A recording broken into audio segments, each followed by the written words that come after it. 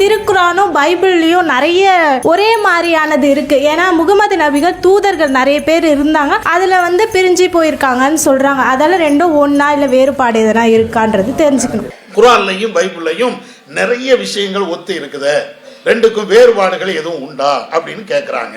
நிறைய விஷயங்கள் ஒத்து இருந்தாலும் அடிப்படையான விஷயங்கள்ல மாற்று கருத்துகள் இருக்கு. அடிப்படையான விஷயம் சில சட்டதிட்டங்கள், சில வரலாற்று செய்திகள்ல ஒன்னா இருக்கும். சில செய்திகள் எல்லாமே ஒன்னா இருக்குதுன்னு கூட சொல்ல முடியாது.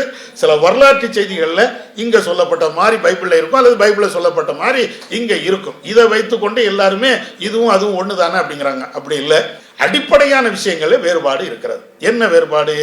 இப்ப முஸ்லிம்கள் அவங்க கடவுள் ஒருத்தன் என்று நம்பணும். கிறிஸ்தவர்கள் அவங்க கடவுள் என்று ஒருத்தன் என்பது கிடையாது. அவங்களிலேயே இருக்கும், பைபிள்லேயே இருக்கும், இயேசுநாதர் கடவுள்னு இருக்கும், கர்த்தர் கடவுள்னு இருக்கும், பிதா சுதன் பரிசுத்த ஆவி முக்கடவுள். அங்க பிதா சுதன் பரிசுத்த ஆவி.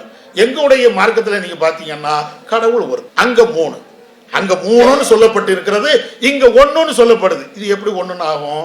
நாங்க மூணு பேரை கடவுள் என்று நம்பினால் நான் முஸ்லீம் கிடையாது. முஸ்லீமுடைய நம்பிக்கையின் அடிப்படையில மூணு கடவுள் இருக்கிறார்கள் என்று நான் நம்பி விட்டேன் என்றால் நான் முஸ்லீமே கிடையாது.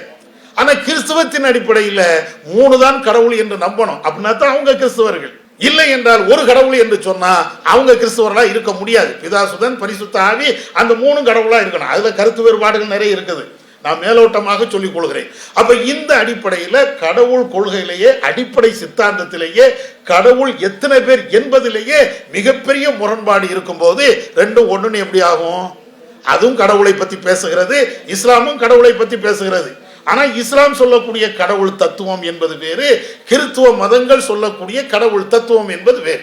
ரெண்டுக்கும் வேறுபாடு, மலைக்கும் மடுவுக்கும் உள்ள வேறுபாடுகள் இருக்கிறது. நான் ஏற்கனவே சொன்ன மாதிரி சில விஷயங்கள்ல ஒற்றுமை இருக்கிறது. அது எல்லா வேதங்களையும் இருக்கும்.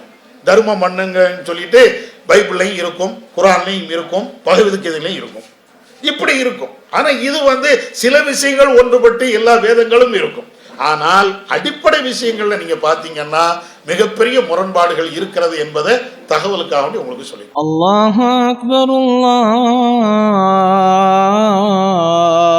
அக்பர்.